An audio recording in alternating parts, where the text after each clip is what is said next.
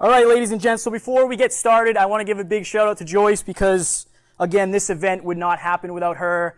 She outworks most people I know, especially young people like me. Age is but a number. I'm very proud of you, and you're incredibly inspirational. So can we just give her a quick round of applause? Also, your glasses are up here. Do you need these?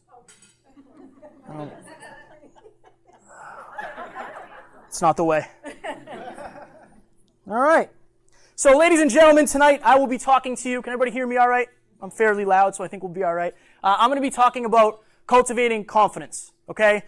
Before I do, I want to tell you a little bit about myself. So, who am I? I am the host and the creator of the Hyperconscious podcast. I am a one-on-one peak performance coach, and I'm a speaker as well. Now, 2 years ago, I wouldn't be caught dead in this room, never mind up here talking to you guys. I was not the person I am today. I didn't have any confidence. I didn't have any self-esteem. I didn't have any clue what I wanted to do with my life. Things were not good for me. So, some people have the misfortune of hitting rock bottom. I have the misfortune of finding out that rock bottom has a basement, and I did not want to live there. So, in 2015, by all outside standards, I was living the dream. I had a beautiful girlfriend. I had the body of my dreams. I had a high-paying job. I had a brand new apartment, a brand new sports car, but inside I was truly living a nightmare. I was not happy with who I am. Now the problem was I never had to face that because I had so much external validation that it didn't matter if I was confident because everybody thought I was. I know Alan used to say, like, you're a badass. Yeah, maybe at the gym. I'm confident at the gym. I spend so many hours there, right? So 2015, everything changed for me. I got a very bad breakup. I went through a very bad breakup with my girlfriend, and then everything came to the surface. I no longer had the external validation. I didn't have the beautiful girlfriend, and nothing else really mattered. Okay, so the next year, I was focused on making money. That's the only thing I cared about. I said, look, instead, for some reason, of diving into personal development, I dove into developing my wallet, and I did. That year, I made 6 figures with no college degree. I traveled up and down the East Coast as a construction foreman for 10 out of 12 months. Stinky hotel to stinky hotel. It was not fun. But I did what I said I wanted to do. And I made the money. And I was happy with that. Now, the next year, it was really starting to look the same. I was grinding, I was working, I was traveling. I ran the biggest job in our company's history in Virginia, over 100 buildings. I was the guy. I was the go-to guy. Everything changed when I started this podcast. Okay? I started the podcast in 2017. Now, it was rolling. Everything was great. But I had to decide between the podcast and my job. And at this point, I was getting very, very sad working and traveling. I couldn't have relationships with my friends. I couldn't hold down a girlfriend because I was never home. I couldn't see my family. And my life, I was basically home for 2 days a week, right? And sometimes it was only 1. So I had to make a decision. Now, I'll never forget the moment where I transitioned. Okay, I don't care about making money anymore. I care about this podcast. I care about changing the world. I care about influencing and inspiring others. So my rock bottom basement moment was I was sitting in a hotel somewhere in crusty New Jersey. Nothing against New Jersey if anybody's from it. And I was sitting on the edge. I was sitting on the edge of the bed. It was 5:45 in the morning, and all I could think to myself was, Kevin, this would be so much easier if you were dead.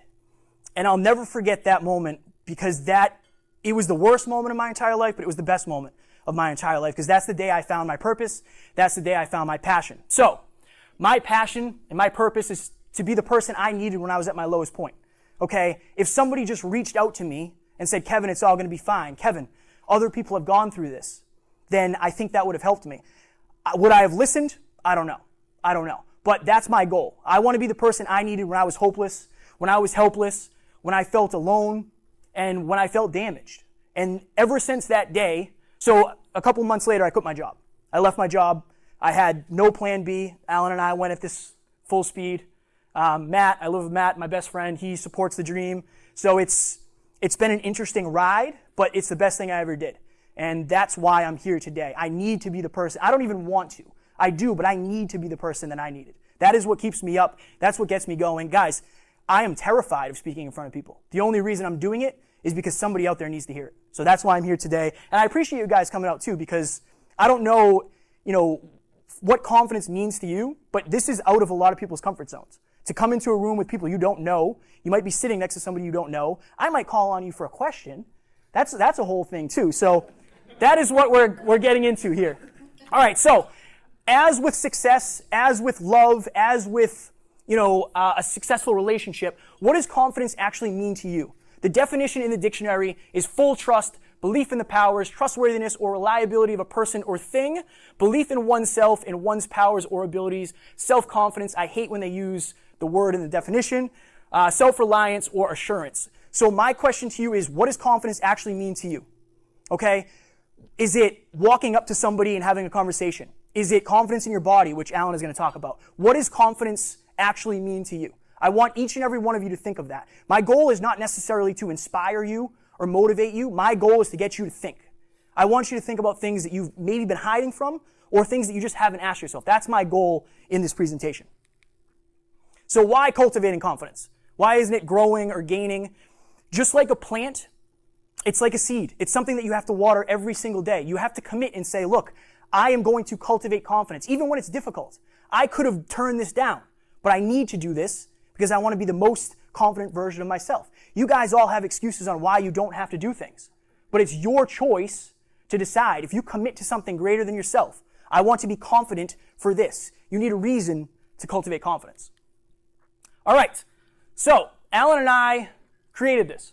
This is the Drive to 5. So as I'm going through this presentation, I just want you to use this as a measurement of where you are in regards to self-confidence and self-esteem. How do I use this thing? Wow, would you look at that? All right, so this whole thing came about because I was here and Alan was there, okay? It's a match made in heaven.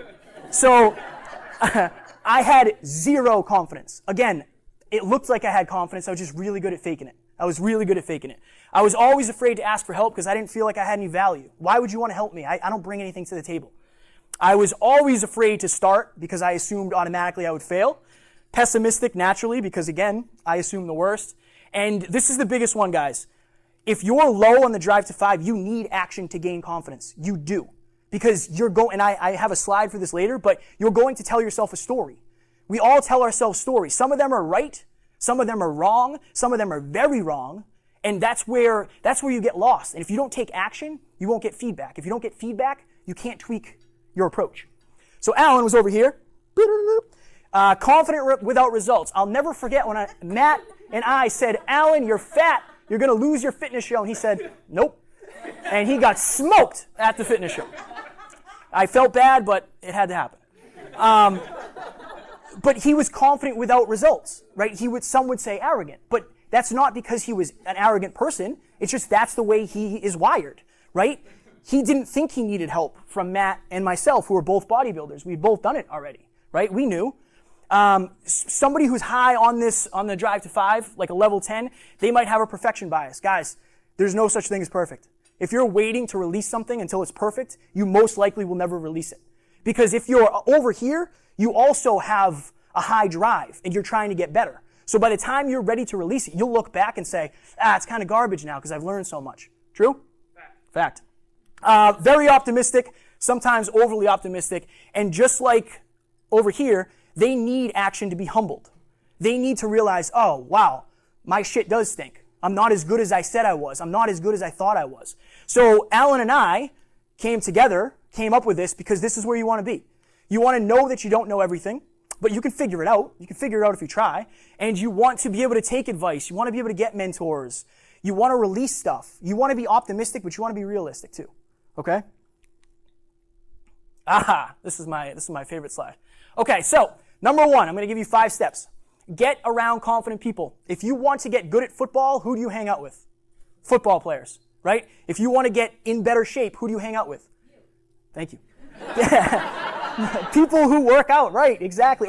So I think the biggest problem with people who lack confidence is they want to hang out with people who lack confidence too. Why? Because you don't want too much contrast. But the key is you'll never get better. If you're the most confident person in a room at all times, you're not forced to grow. And if you're not forced to grow, you don't have a reason to. So you most likely won't. Finding mentors. This is one of the biggest things for Alan and I. This has been the biggest game changer. We have unbelievably successful mentors. We have unbelievably successful people on the podcast. That makes us more confident. If you believe in me and you're a multimillionaire, how can I not believe in myself? If you have the life I want and you say I can have it too, how can I not believe in myself? How can I not? Don't mistake confidence for arrogance. That was, again, the point that I was making is don't assume that somebody's arrogant because they have more confidence than you. Maybe they are, but don't let that stop you from trying to get in the room. Shoot high. Aim for somebody way more confident than you, and it will rub off, I guarantee it. Can confidence be borrowed?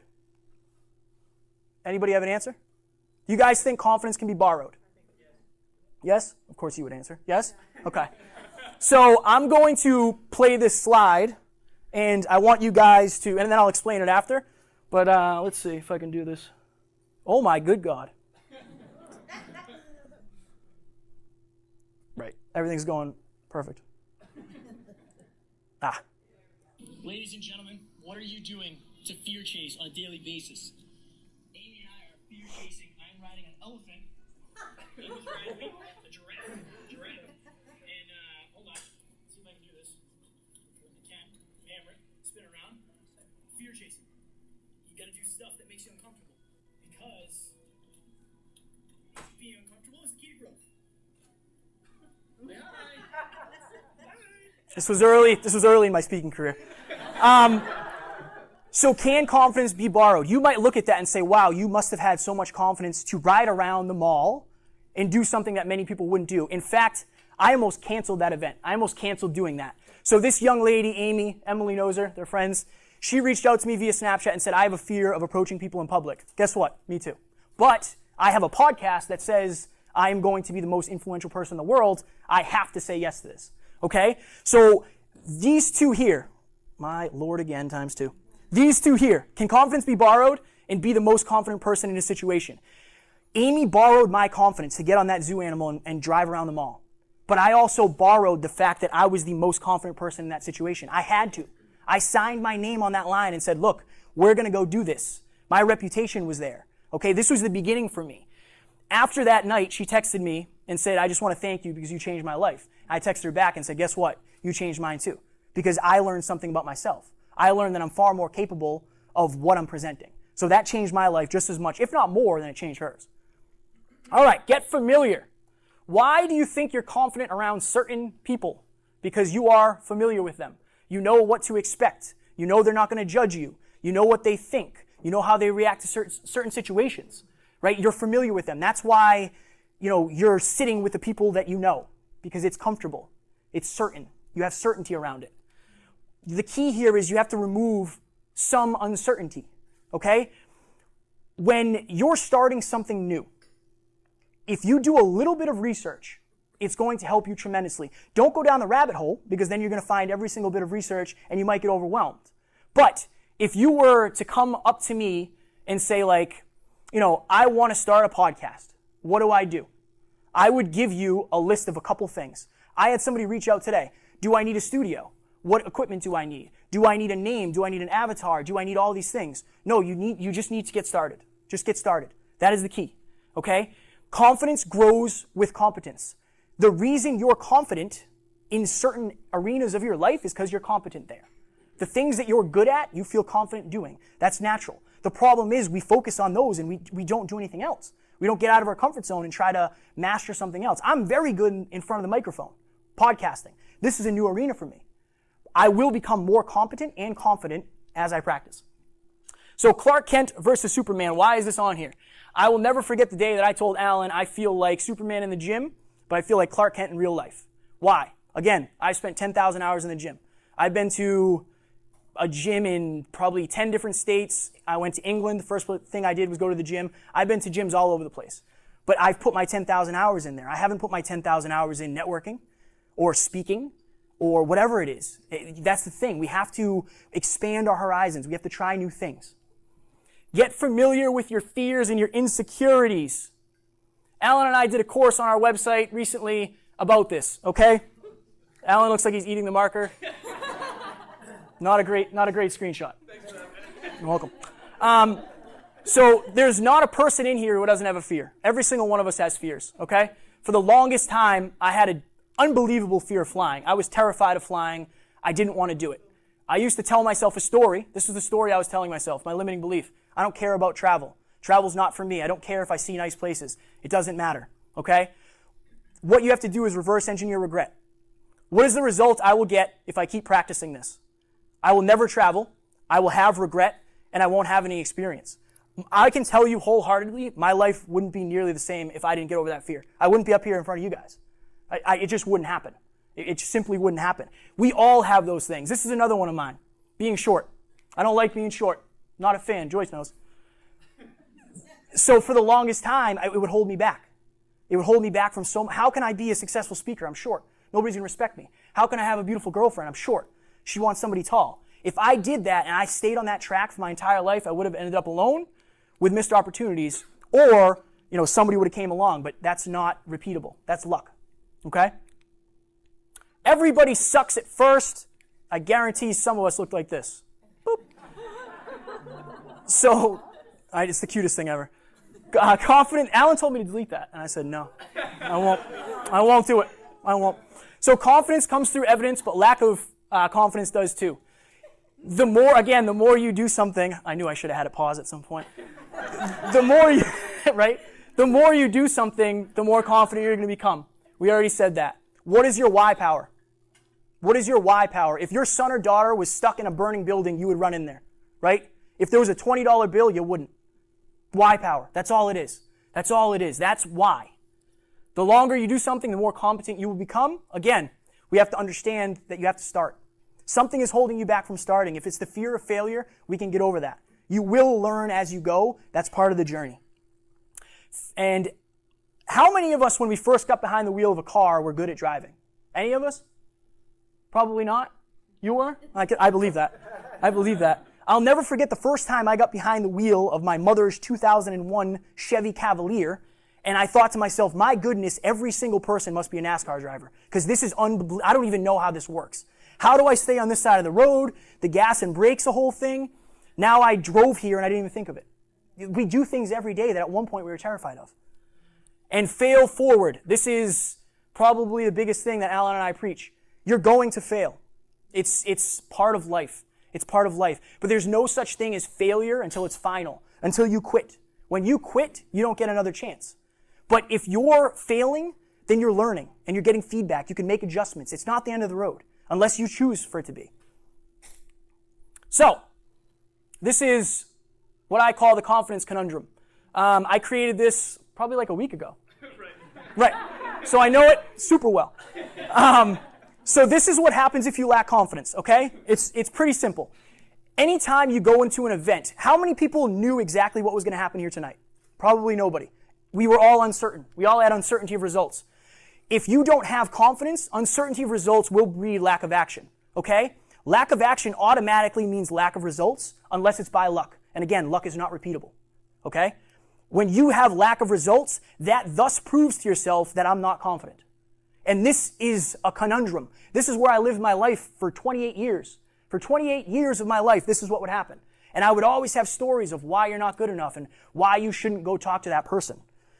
But what happens when we take the same thing and we throw in belief or confidence? You're still going to be uncertain. But the biggest difference here is this. You have the belief and you take the action. Taking the action is the only thing that's going to matter as long as you can weather the storm. Okay, so let's just use this for instance. What's the difference between this and this when it comes to me approaching my girlfriend? If I see her out somewhere and I say, wow, she is beautiful, I should go talk to her. What is the difference between me walking up to her and saying, wow, those glasses look really good on you, and me saying, should have done it, and leaving, and regretting it? Belief. It's the only difference. It's the only difference. So when you get the belief and you take the action, you will get results. There's no results here. You can work with results. You can work with them. And this is where failing forward comes in. It's okay if it doesn't go right. The results are not as important as the action. I tell people that all the time, my clients. I'm afraid of this. Go do it anyway. The results don't matter. The results are something that you wouldn't have gotten if you didn't do it in the first place, right? So it takes action. If you can take action, you can figure it out, you can get feedback, make the necessary changes. And when you get this and you learn to fail forward, it's then proof of the fact that it didn't kill me. This thing that I was so afraid of didn't kill me. Alan knows, Matt knows. I approached a very beautiful girl at the gym. Taryn, this was long before you. And I got rejected outright. Life goes on. It's not the end of the world. Because now I know. I know it's not going to happen, right? It's not the end of the world. Start small. So I talked about this a little bit before. The journey of 1,000 miles begins with one step. Lao Tzu said that. What do you actually need to get started? Okay? I'm going to tell you a story about me and Matt. So, I live with Matt. We think we're pretty handy. We're pretty handy. Yeah, we're pretty handy. And we had to put a new light on the front of the house. Okay? We bought the light, and then we didn't do it for 6 weeks. So, what if it needs new wiring? That's the whole thing. Let's not do it. Let's play Call of Duty. What if it was cold one day? We'll wait till tomorrow. It's supposed to be warmer. What if this? What if that? What if this? It literally took us 20 minutes. It was the easiest thing ever. So what happened? We were paralyzed by analysis. We were literally thinking over and over, what will this consist of? How long will it take? Sometimes you just got to start. You just got to start. A lot of people deal with overwhelm. I think everybody deals with it differently. But overwhelm isn't always just too many tasks. Sometimes it's too little clarity. You could have 5 things to do and 5 days to do them. If you don't know why you're doing them or the order in which you're doing them, you're going to feel overwhelmed. So break it down. Break it down to smaller things. And you don't know what you don't know. Focus more on I can learn this and less on I don't know this. You'll learn as you go. Alan and I just crossed the 180 episode mark on our podcast. If we stopped at episode 20, we would not have known what we would have learned from 20 to 40, from 40 to 60, 60 to 80, and so on. We have learned so much in the past 3 months. If we quit, we would have assumed we couldn't have done it. But we are doing it. This wouldn't be happening. All the things in my life right now would not be happening if I quit, right? So you have to understand, I can learn this. That's what confidence is. Confidence is knowing that you can figure it out. Brendan Burchard says that. Fear chase. I lied. This is actually my favorite one. So, if every single one of us did 25 things over the next month that scared us, I guarantee your life would change. I guarantee it. Especially if things went better than expected, which most likely they would. Why? Because when you start chasing your fears, you literally get a new lease on life. Okay? Your comfort zone is really your confidence zone. The things you are comfortable doing, you're confident doing. That's it. When people say expand their comfort zones, what they mean is get more confident in other arenas. Okay? If you're confident in the gym like I was, cool, now it's time to go do something else. Now it's time to go speak. Now it's time to podcast. Now it's time to go on dates. Now it's time to do this, whatever it is for you in your life. Fear can either be a boundary at which your growth ends or a catalyst from which new growth expands. Imagine this. We're all in a field, and there's a fence around all of us. Okay? That's your life. Your fears are that fence. When you walk up to that fence and you bump into it, you either say, oh, I'm afraid of that. Let me take a step back. Now you're stuck. That's where you live. Or you jump on the other side of that fence and you realize there is a whole new life outside of this. I am capable of far more than I'm demonstrating. Again, it's not the result that matters. It's the act of chasing the fear. Leverage your why power. So, I have a video, another one. I'm the video guy.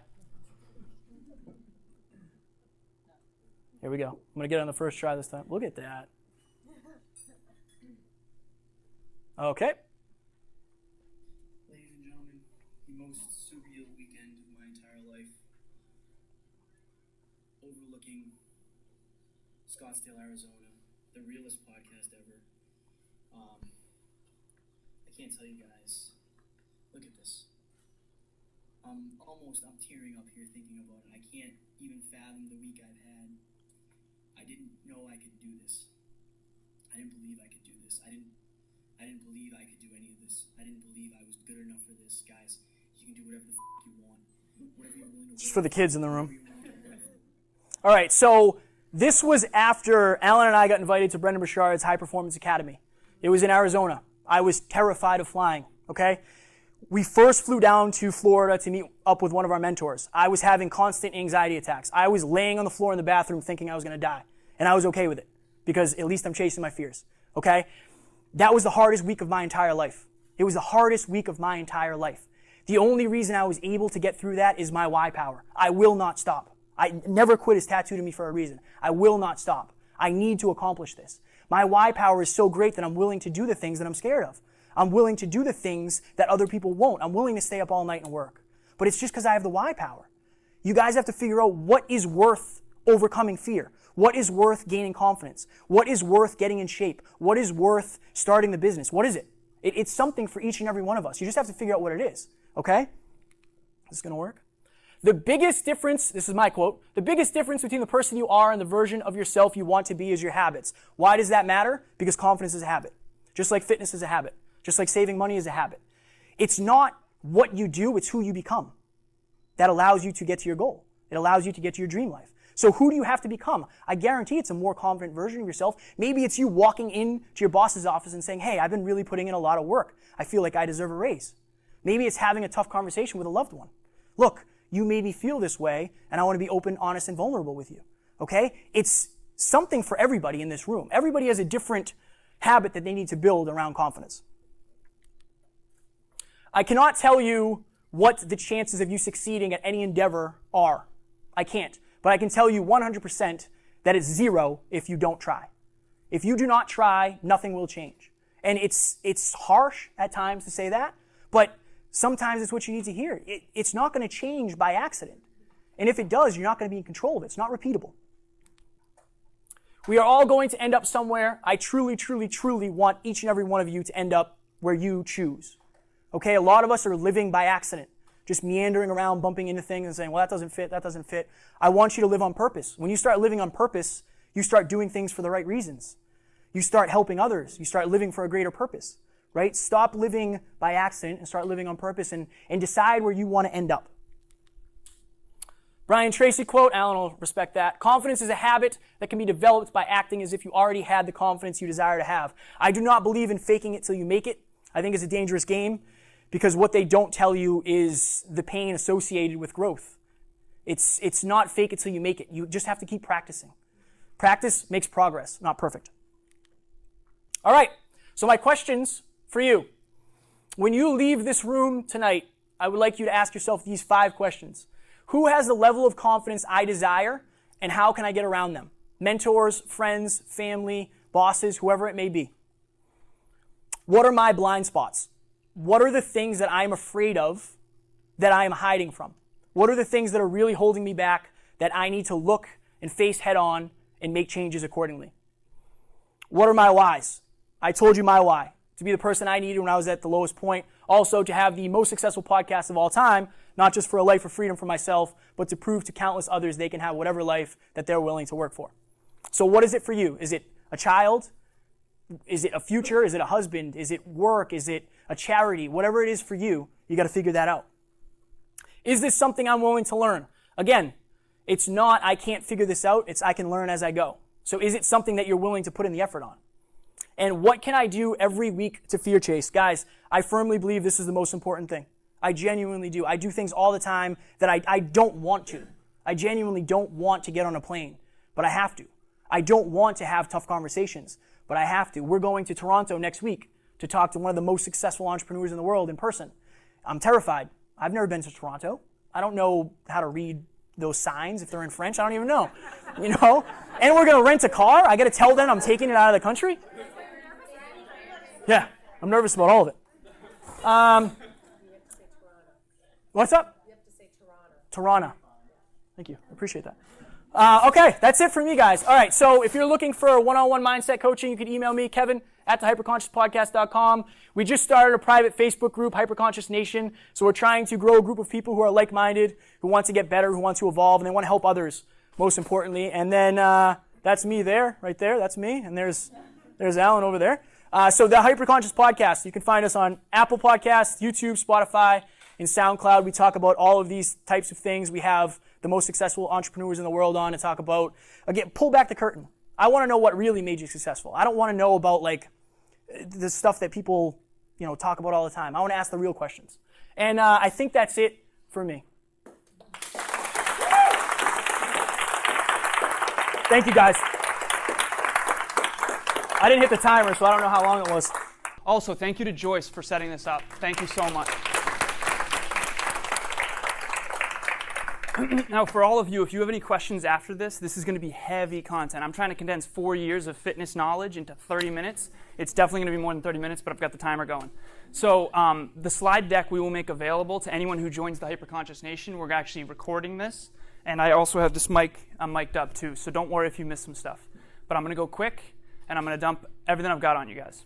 All right, so how to look as good on the outside as you are on the inside. Kevin talked about cultivating confidence from within. I want you guys to appear confident and be confident in your bodies.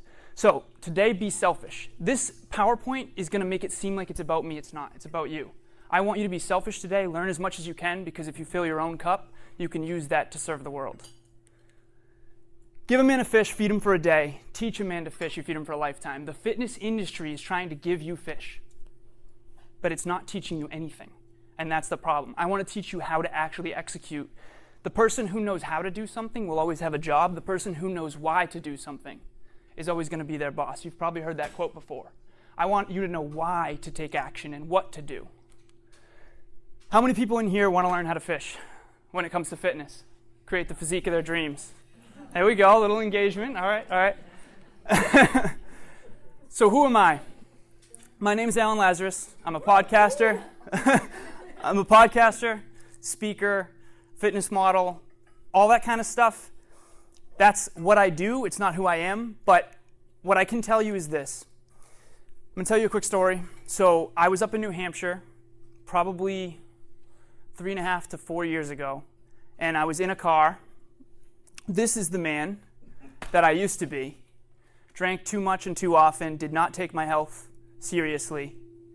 And this is actually not that long ago, believe it or not. Now, this person was on the Drive to 5 that Kevin showed, who was arrogant but had no results, okay?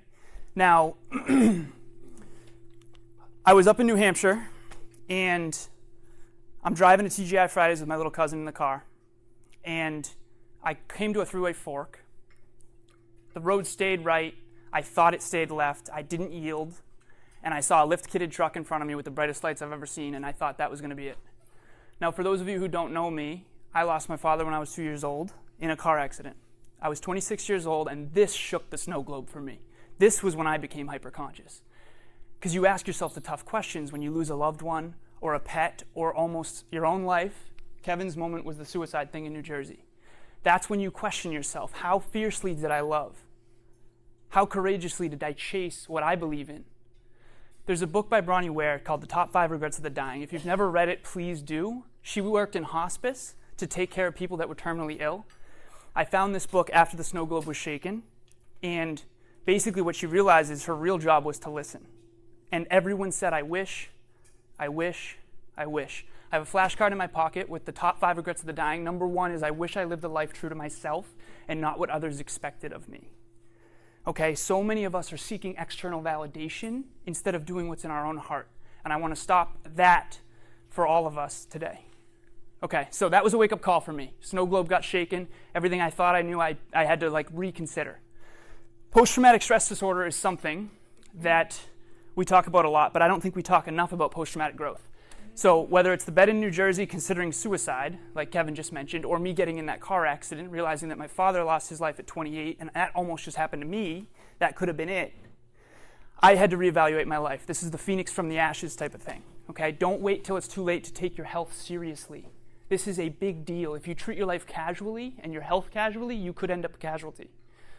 So, you cannot see the stars during the day. They are always there, but sometimes it takes the darkness to see clearly what you simply couldn't within the light. I normally wear a True North star around my neck. I lost it in the lake doing a front flip off the dock this past weekend. I've already ordered another one.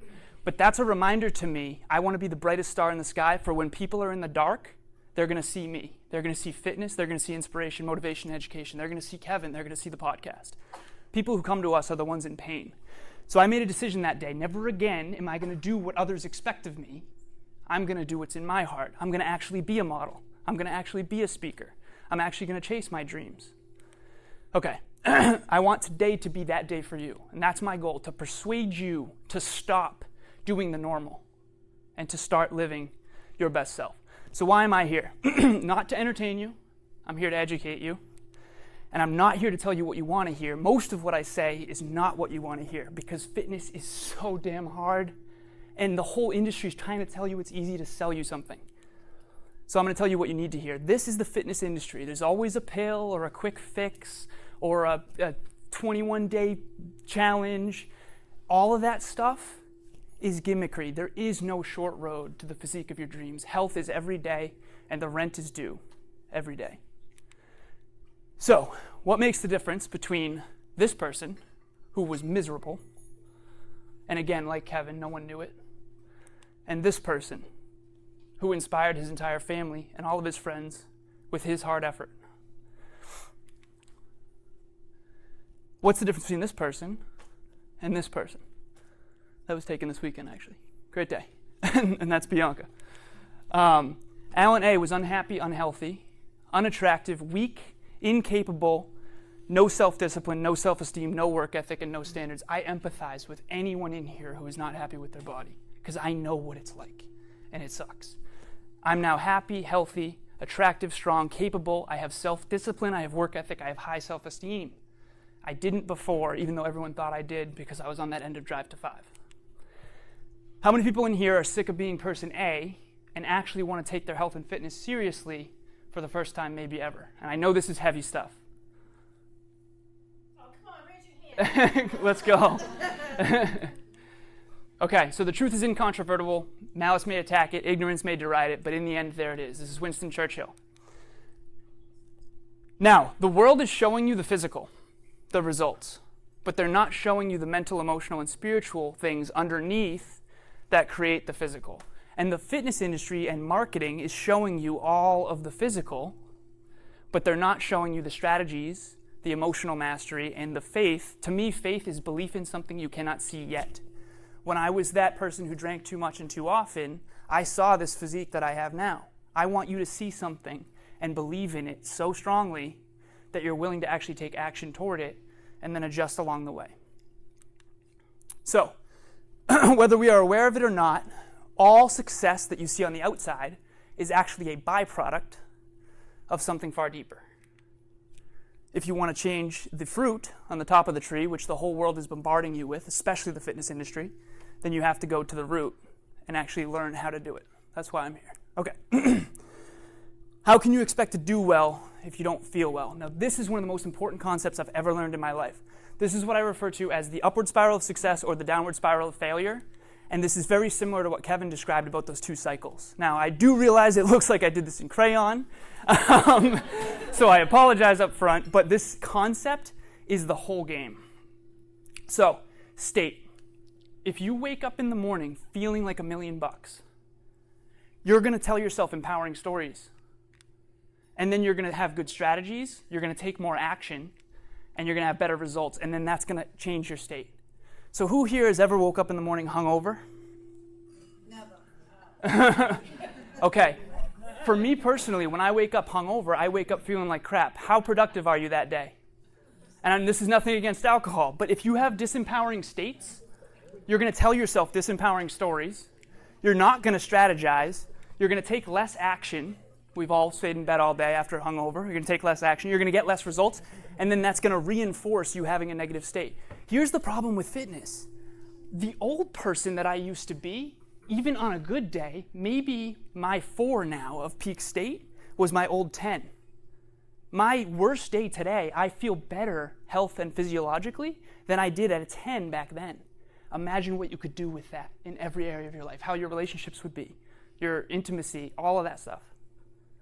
So this is the whole game right here. I want to change this part, because if you wake up feeling like a superhero, you're going to tell yourself empowering stories, have superhero strategies, take superhero action, and get superhero results, and that's going to reinforce feeling like a superhero. And that's your identity. Okay. This is why the happy get happier. This is why the rich get richer, and this is why the in shape get more in shape. Kevin and I have interviewed some of the most successful people in the world.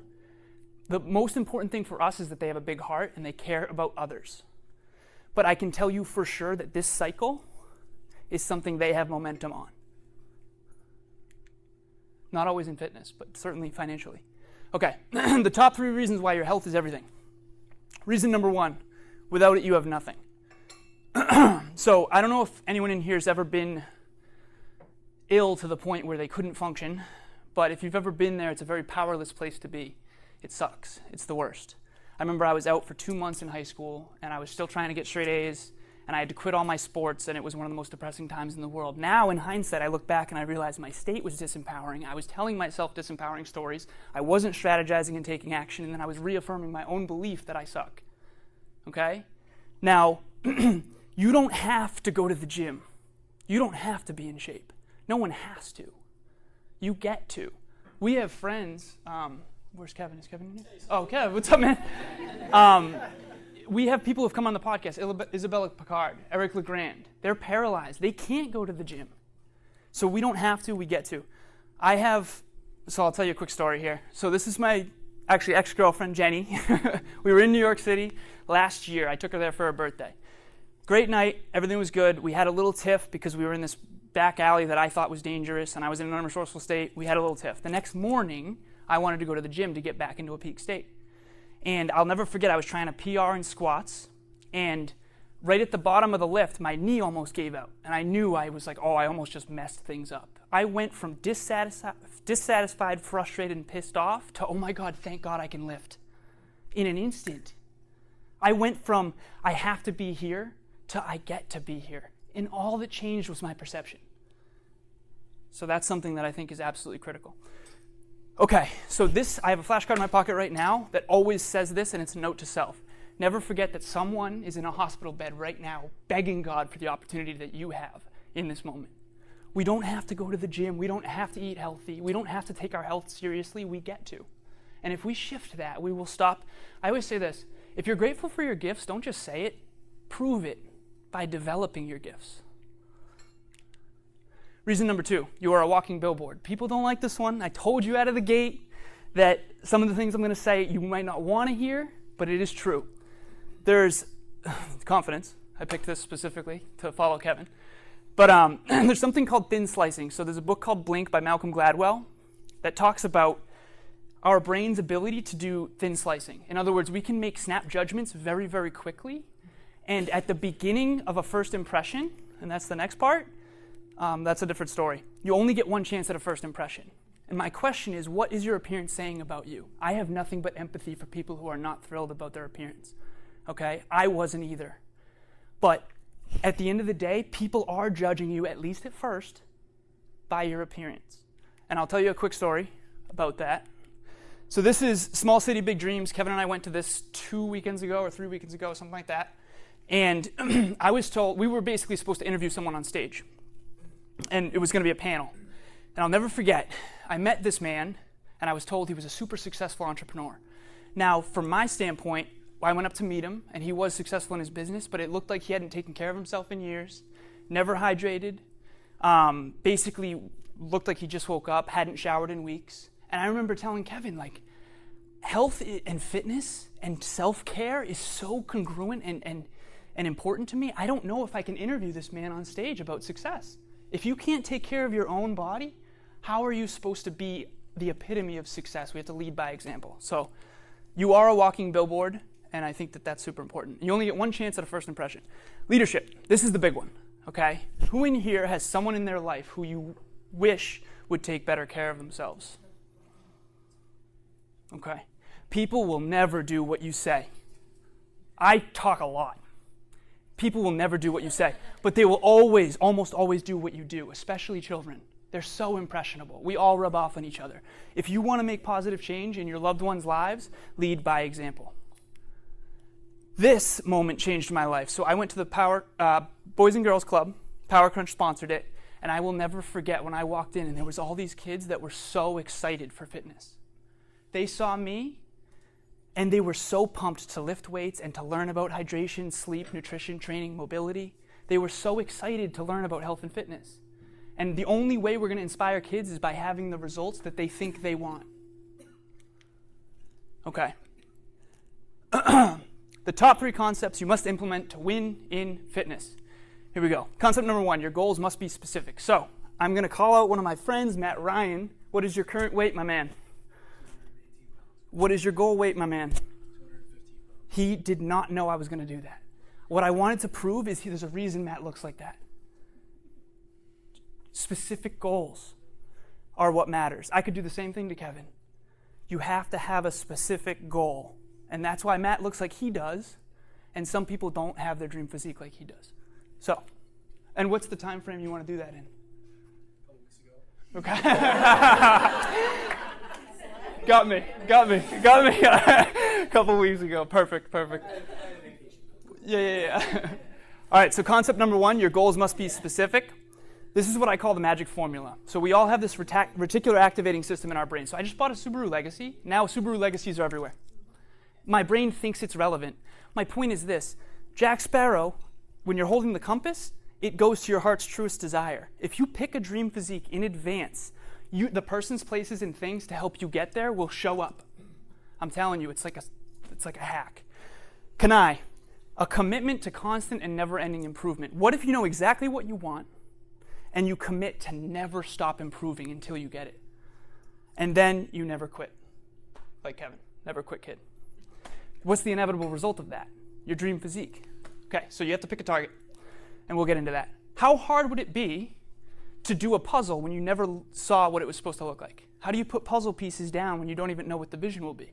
If I took 2 people, one person saw the cover and one person never did, this person is going to take 10 times longer than the person who saw in advance. This is one of my things that I'm most passionate about. Choose in advance who you want to be.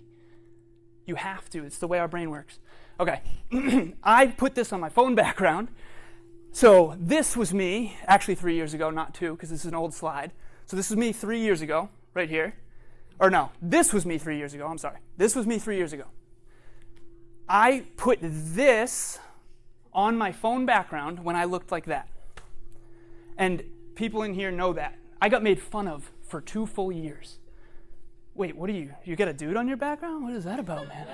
I was priming my subconscious mind. I chose in advance to look like Greg Plitt as my hero. He passed away.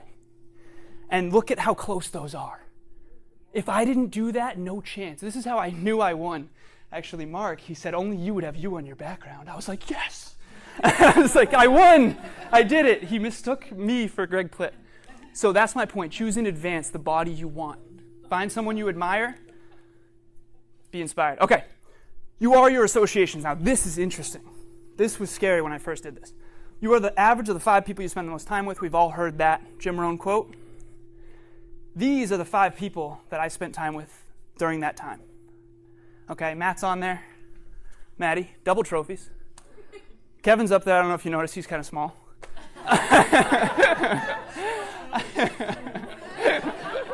This is my fitness coach, Nate Smithson, my beautiful ex-girlfriend and high school sweetheart, Andrew Copeland, 120 pounds down. The point is, what would the amalgamation of these people look like?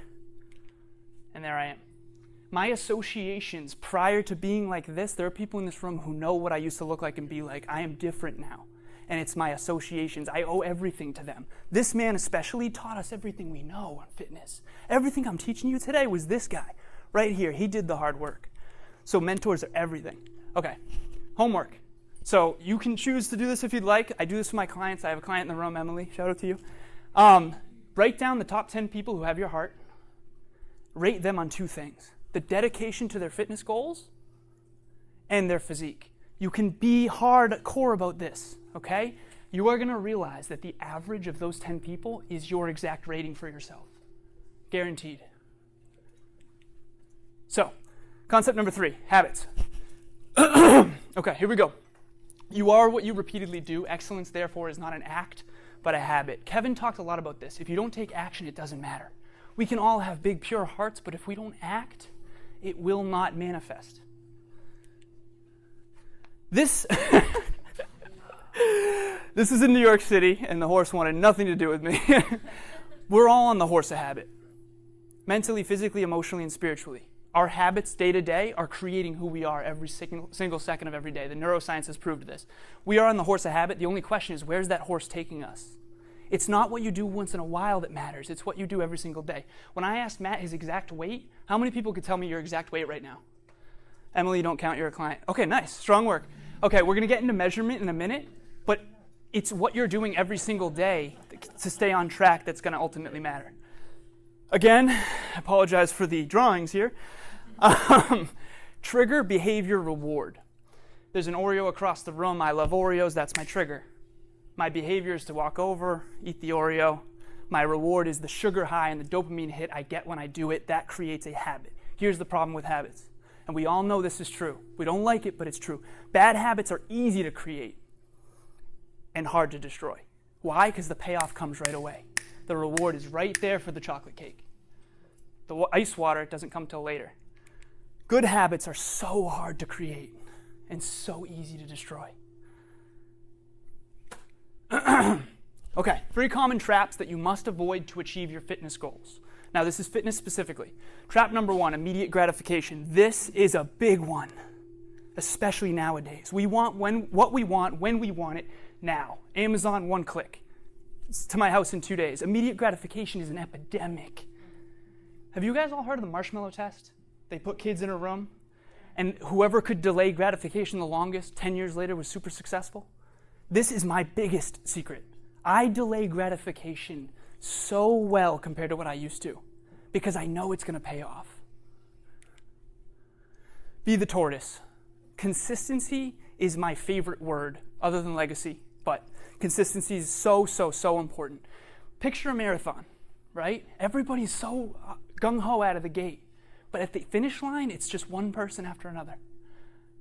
And it's like that's the way it is with life. We're 184 podcast episodes in. We've already seen podcasters come and go. Come and go. Consistency is huge. That's why you have to choose in advance and commit. It is not the strongest, fastest, or smartest who wins in the long run. It is the most consistent. Here's the interesting thing. Tom Brady, right? Greatest quarterback ever of all time. Okay, Tom Brady is the king of consistency. If not, read his book.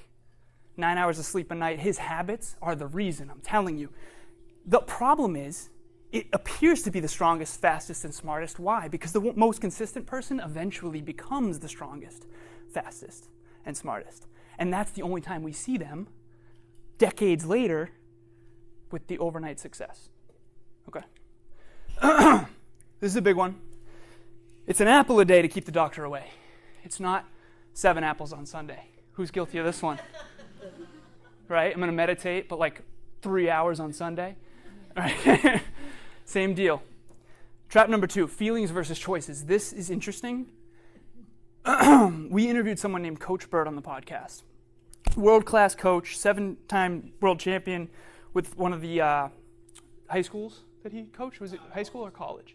He said there's a big difference between feelings and choices. Nobody feels like going to the gym. And by the way, that's a BS story. Tell me how many times, Matt, you don't feel like going. Right, almost never. Right? Look at him. He doesn't want to go either. People think, oh, he just loves the gym. No, he doesn't. We all hate this stuff. We all hate this stuff. We just do it anyway. That's one of the successful people and unsuccessful people both hate to do what it takes to be successful. The difference is the successful people do it anyway because they want the result. Okay, here's the thing. If you go through life, that's different. Okay, you must learn the difference between a feeling and a choice. Nobody feels like it, guys. I'm going to go to the gym later tonight. Trust me, I'm not going to feel like it. Okay? But I'll tell you what, doing the hard work will never feel good. It will never feel good in the moment. But making the right choice will make you proud of yourself. We all know this stuff is true, even though the industry is just telling you, no, it's supposed to feel good. Everybody loves the gym. No, it's crap. Okay, complexity. Complexity is the enemy of execution. This is Tony Robbins, one of my heroes. Let's keep it simple. The industry is a tornado of misinformation. Why? Because they're trying to sell you protein powders. They're trying to sell you pills. They're trying to sell you quick fixes. There are no new fundamentals. I'm going to teach you the 5 fundamentals of natural fitness that actually matter. And guess what? You can't sell them. You can't sell them. That's why no one talks about them. First, I'm going to say this. Complexity is the enemy of execution. If you take a lion, put him in this room, and I took a bar stool. I took this right here. It's going to see 4 threats coming at it simultaneously, and it's going to go docile because it can't focus. We're all doing that all the time in fitness because it's like, oh my God, drink this much and do this. And it's all, we need a simple plan that we execute on every single day, and we need to be focused on the long run. We need to ignore the tornado of misinformation, of people trying to sell you stuff, and go back to the fundamentals. I'm going to teach you those. Okay, so how? The 5 daily habits that will create your dream physique. Alan, stop philosophizing. All over us, tell us what to do. Okay, here we go. Sleep, hydration, nutrition, training, and mobility. These are the fundamentals, These are the things that matter, and these are the things that you cannot sell. And by the way, they're in order of most importance based on what you will die without. You will die without sleep quicker than you will die without water. You will die without water quicker than you will die without food. You will die without food quicker than you will die without exercise. And you will die without exercise quicker than you will die without stretching. Luckily for Matt. Just kidding. All right, there are no new fundamentals. Having a strong, healthy body is sexy. What it takes to achieve is so not sexy. It's not even funny. It's not sexy at all. It's mundane. It's boring. It sucks. Don't let anyone tell you otherwise. All right. What I don't want you to say in your head is, Alan, I already know this. Am I doing this? Have I mastered this? And most importantly, would my physique prove that I've mastered this? We all know this stuff. I'm not the first one to tell you that sleep's important. Hydration's important. Nutrition's important. Training and mobility. But are you doing it every single day? That's the question. So, sleep. 8 hours, quality, uninterrupted sleep. Here's some hacks, earplugs. They'll save your life. It's not the amount of time you spend in bed. It's the amount of time you spend in REM. Don't keep getting interrupted throughout the night, unless it's for something worth it. Just kidding. And there it is. We'll cut that out of the video. All right. Also, phone on silent. Don't let your phone buzz all night. The whole world's just bombarding you all the time. And then no checking your phone in between. We're all guilty of that. I do it sometimes, but it definitely hurts your sleep. Now, why sleep? Muscles recover faster. It eliminates brain waste. So we have a lymphatic system. If I jump up and down, it'll clean out the cells in my body. Okay? Our brain doesn't have that. It only uses cerebral fluid at night to clear out the gunk in our brain. So when you wake up foggy and not feeling like a superhero, it's because you're not getting good enough sleep. Boosts your immune system so you aren't sick as much, regulates hormone levels, higher performance, more resourceful states, and work smarter. Now, here's one of the things. I think of willpower as like the battery on my phone. When you dial up the brightness on your phone, how quick does the battery die? I take power naps. This is a hack. You sleep for an hour. It's just like you charge your phone for 20 minutes or an hour, and it's back to 90%. It's not 100%. So power naps. JFK never missed a nap. Huge hero of mine, great orator. Nap. Okay, hydration. I think you should be drinking at least 0.6 times your body weight. For me, my current body weight is 184, so that's 110 ounces a day. So I always have this on my person. Remember that habit loop I told you about? Trigger, behavior, reward. This is my trigger. You'll almost never catch me without this. So whenever I see this, it reminds me to drink. And also the spout is bigger, so I can drink more in less time. I'm crazy, I know. Okay, you should be peeing at least once an hour. This is the main bottleneck. If you ask my clients, they hate it. They always tell me, I'm peeing all day. I know, it sucks, but it's better than being dehydrated. Coffee doesn't count, soda doesn't count, milk doesn't count. Alcohol definitely doesn't count. For those of you drinking tonight, I apologize for the next slide. You can have a six-pack, or you can drink a six-pack, never both. Okay, the people who have both are either on steroids or they're freaks of nature like Matt. Okay. Nutrition. Energy balance is number one. So one of the biggest problems that I notice with people is that they're so focused on what they're eating, but they're not focused on how much. So calories an energy unit, and you need to understand your own caloric needs, and we'll get into that briefly. Also, most people are trying to chase two rabbits, and they're going to catch neither. What I mean by that is, how many people do you know that are trying to burn fat and build muscle simultaneously? It's not doable unless you're on drugs, I'll be honest. And if you do, it's very inefficient, and you're not going to see any progress, you're going to lose motivation. Don't try to do both. I have my clients on muscle building phases and then fat burning phases. The key is at the tail end of their muscle building phase, they have more muscle, and yes, you gain a little bit of fat, but then you can burn the fat and retain the muscle. So that eventually, over time, and I'll show you the graphs. Here's a graph of one of my clients. This is my most consistent client. I apologize, Emily. This is not your graph. Okay, this is Monique's graphs. So she is the most consistent ever. If you don't think weight and calories are correlated, I have all the data to prove it. I've been tracking all my clients' caloric intake every day since they started working with me. They're exactly correlated. So all you need to do is understand your own caloric needs, and I'll get to the next slide here. As long as the scale is moving in the right direction at the right rate, change nothing. As soon as it's not, You want to adjust your training or your nutrition accordingly. So for example, if my goal is to build muscle, I'm going to make sure I'm in a caloric surplus. Let me find that slide. So, calories in versus calories out. So right now, I'm eating approximately 2,300 calories per day. I'm actually in a fat burning phase right now because I'm trying to lean out. So my calories out, I would argue, are probably around 28 to 3,000, depending on whether or not I train that day. The key is the 700 calorie deficit, the net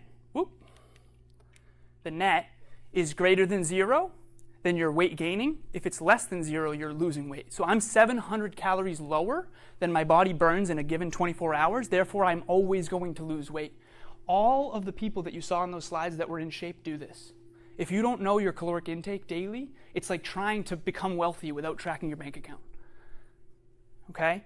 Money in versus money spent, I know how much I can invest, reinvest the earnings for compounded growth. It's the same idea with fitness. Numbers, life is a numbers game. People who are good at numbers are good at success. Just start tracking your numbers. Okay. Training. Weight training, I think, is the most underrated thing in the world. Now, I may or may not be biased, but we were at Brendan Burchard's event, like Kevin mentioned, and he said, get in a group and talk to everyone about the top 3 things you did with your health that made the biggest difference. Weight training 3 times. Every one of my friends who is super in shape and into fitness knows the benefits of weight training. Now, here's the thing.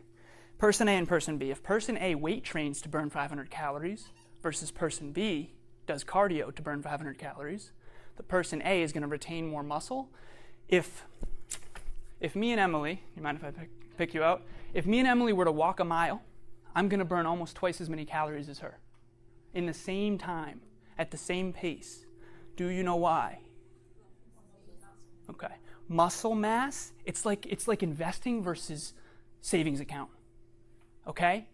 Weight training is way more effective long term. Cardio will never give you the physique of your dreams. You need muscle mass. Your hormones will be better. You'll look better. You'll be more motivated. Trust me, weight training, if you're not doing it, it'll make you... I have a 69-year-old mentor who started weight training. He's like, it's changed my life. Oh my God, it's incredible. And we played Mercy. He's really strong. He's really strong. Either that or I'm really weak. Either way. Okay, so here we go. The big 5 workouts. This one, I mainly just want to say, if you don't have guidance in this arena, get it. The mentor thing Kevin talked about, Nate Smithson, me, Matt, and Kevin would not be who or look the way we do without Nate Smithson. Find someone 10 years ahead of you and learn from them. Be a sponge. Choosing a gym. How close is it to your bed? Absolutely. No, don't be sorry. You're good. So I'll elaborate too. So between squats, bench press, deadlifts, overhead press, and barbell rows, that's every muscle in the human body being worked. So these are the fundamentals. They suck. But if you do them, your caloric output's going to be highest, your muscle stimulation is going to be the highest. All the people that I know that are in great shape do these 5 regularly, usually twice a week minimum. Okay, choosing a gym. If you don't go to the gym, I highly recommend it because you're going to meet people who are into fitness. And the associations are going to matter most. How often do we talk about fitness? Every day. Okay, what you talk about, you act on. What you act on gets results and makes you want to talk about it more. Get around people who love fitness. If the people around you don't love fitness, you're not going to be fit. It is what it is. Trust me, I lived there for a long time. Okay, how close is the gym to your bed? The amount of willpower that it's going to take for you to get to the gym is predicated on the energy your subconscious knows it will take to get there. Don't give yourself excuse. Get somewhere close. Make sure it's 24 hours so when the mood strikes, you can go. And the environment matters. Get into an environment with really high standards. The quickest way to get in shape is get around people that are in way better shape than you. So get somewhere where the standards, they're not just gonna be lackadaisical. Get a coach or a gym partner. Every time I work out with Matt, I feel super weak. We throw on 1 plate, we warm up doing deadlifts. We throw on 2 plates, still warming up. Throw on 3 plates. I'm like, all right, I can do this. He throws on 4 plates. Dude. Then he goes to 5. He's like, yeah, man, I'm just warming up. It's ridiculous. But it's so motivating. And he's so supportive too, and he helps me. So get around people that are better than you. Mobility. This is how you stay injury-free. Because if you do get injured, you're going to be losing your apple a day, you're going to lose your consistency, and then you're going to say, oh, I was on track. Who here can remember a time when they were on point with their health goals? Do you miss that? There's nothing better, in my opinion. Money doesn't buy happiness. Health does.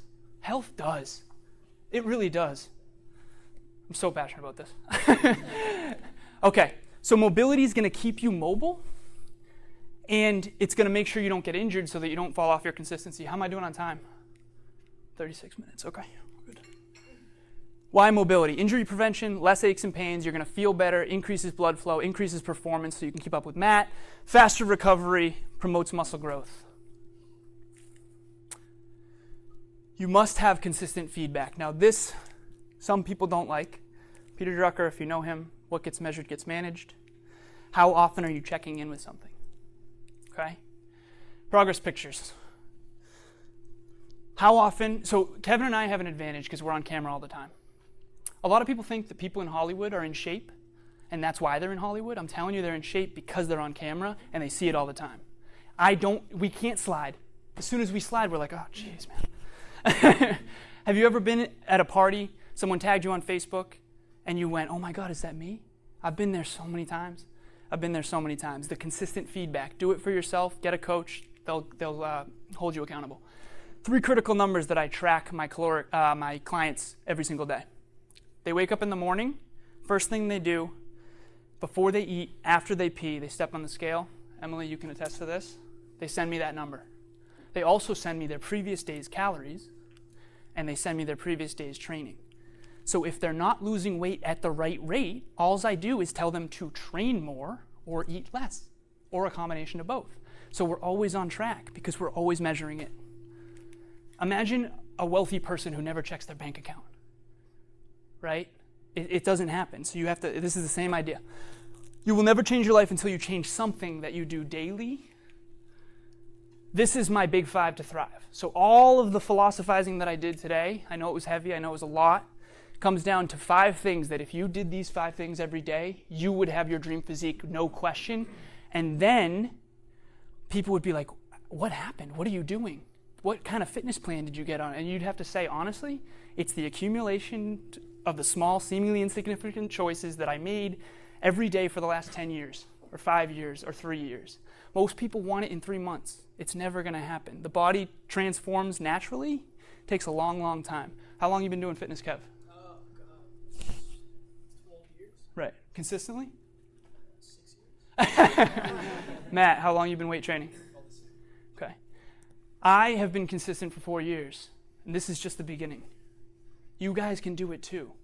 You saw the picture of me. That wasn't genetics. Okay.